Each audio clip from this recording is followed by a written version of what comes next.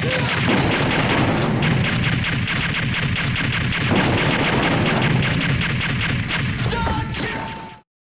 everybody, welcome back to Video Game Esoteric on our long-running series, the Unported Playlist, where I take a look at some of my favorite unported arcade games of all time.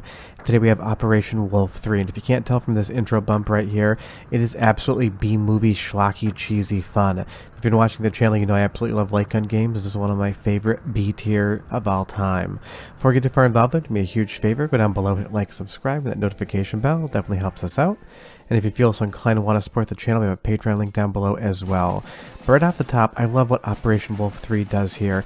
It has the photorealistic actors scanned in as sprites, the same sort of thing you'd see in Area 51 or Maximum Force, and mostly made popular by Mortal Kombat with those digitized actors.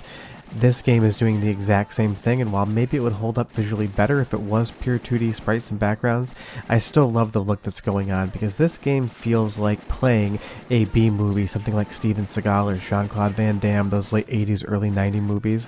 Something like Operation Wolf 3 feels like the playable version of that, and that is a good thing, not a bad thing, because I do love crappy 80s and 90s action movies. You'll see there the screen transition is very rudimentary. This seems like a cheap game for Taito to develop. All of the backgrounds are static, there's some things you can break out of them. It probably took a couple days just to get the actors digitized in and shot. So it's not the most ambitious game in the world, but what it lacks in ambition, it makes up for in sheer light gun action. And like I said earlier, light gun arcade games are my favorite genre of arcade game. I collect the most light gun arcade boards out of any of my PCB collection, and I would add Operation Wolf 3 into my collection if I found one for cheap. I just haven't been looking that much. But these are the type of games that I loved playing in arcades as a kid, and I wish we got more of now, because the light gun genre outside of arcades, and even we don't get that many of those, really was huge in the 90s and then really fell out of favor until you get to the Wii, where you had the Wiimote and you could play more light gun style games on it. But it seems like, again, outside of something like House of the Dead, Scarlet Dawn, we're just not getting that many light gun games. But the great thing is we can play all the old classics like Operation Wolf 3 and really enjoy it. I love the boss battles. They're all against machines, they're not against humans, and it's just a lot of fun. You get that cheesy explosion there, looks like it's 4 frames of animation, and you move right on to the next level. And it's really interesting if you look at the sign, Parking Berths. This is definitely a Japanese-made game, because that's not anything you'd ever see in English. We wouldn't talk about parking berths in that way. It's just not a sign you would notice. And I think it's really interesting to kind of just understand that cultural difference between what we see as normal and what a Japanese developer may think is normal as well. Now, if you played the original Operation Wolf or Operation Thunderbolt, and you're wondering why Operation Wolf 3 doesn't seem like either of those games, that's because it has absolutely nothing to do with either one of them. This is Operation Wolf 3. It has no continuity to the first 2 games. It is a completely different feeling game. Of course, it's a light gun game, but this is more like counter-terrorism themed than military-based from the original 2 games. I think Taito just named this Operation Wolf 3 so they could hopefully sell a few more cabinets to arcade operators. So if you're thinking that this is a continuation of the series, it only is in the genre being a light gun game. It has nothing to do with those first 2 games. But I love this level right here. Moving right, I'm assuming we're on a helicopter as these enemies pop out from behind those trucks. It just has that classic early 90s vibe that I know and love, because I grew up in the early 90s and through the 90s, and these are the games that I encountered when I went to arcades, and that's why I love them so much. And I continue to play them time and time again. Even these boss battles here are just so much fun. Those digitized sprites of that tank, those big giant rocket blasts or whatever those fireballs coming at you are, it just reminds me of a time and place in which these are the graphics that you were impressed by when you went to arcades. But as fun as this game is, as good as those digitized graphics are, the game also has a pretty interesting soundtrack. Now there's going to be a lot of bullet noises, so you have to deal with those, but go ahead and listen for like 35-45 seconds, and I'll come back and tell you more about why, if you haven't played Operation Wolf 3, you're missing out. But enjoy!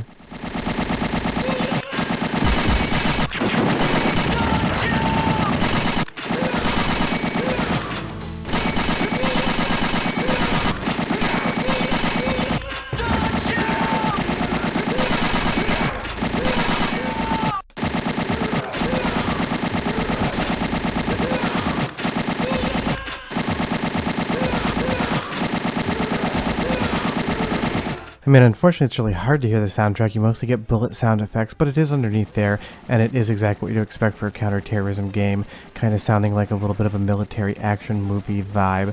And I love the different digitized actors as well. You have all these different people copping out in different uniforms, and they are color-coded. The red enemies are always going to be the ones that shoot the quickest. Yellow is going to be more of a moderate speed, and the blue guys are going to wait around almost for an eternity to shoot you. But now we have this boss here. It looks like a Harrier jump jet, or at least that's what it's assuming to be to me. And I love his weak point. I'm not sure if you guys will figure out what it feels like, but it kind of seems a little bit like he's hanging his gentleman sausage out for you to shoot at. I'm not sure if that's part of military plane. I'm assuming not, but just kind of the way it comes out makes me giggle ever so slightly. But maybe I'm being immature. Leave me a comment down below and tell me if you think I am, because I have a propensity to do that sometimes. But these bosses are just a ton of fun. I love the theming of this game, that counterterrorism thing, because pretty much every action movie in the late 80s, early 90s always had some sort of theme like that. Something like Die Hard, where they take over Nakatomi Tower. Pretty much every action game had a terrorist group or a bad guy group that you were supposed to, shoot and kill. But you do get these little rounds in between target practice. All it does is change your score, but I do appreciate when light gun games give you something to break up, I don't want to say the monotony, but the flow of the action, because I've spent probably like 6-7 minutes at this point in time shooting the bad guys, so it is fun to have just a little bit of target practice. And now we're going to the Tower of Them. There's definitely some translation issues in this story, but trust me, there really isn't much story at all that you need to deal with, so just kind of laugh at the little bit of absurdity of it all and just keep playing Operation Wolf 3, because I can guarantee you, if you like light gun games and you've never played this one, you're going to 100% enjoy it.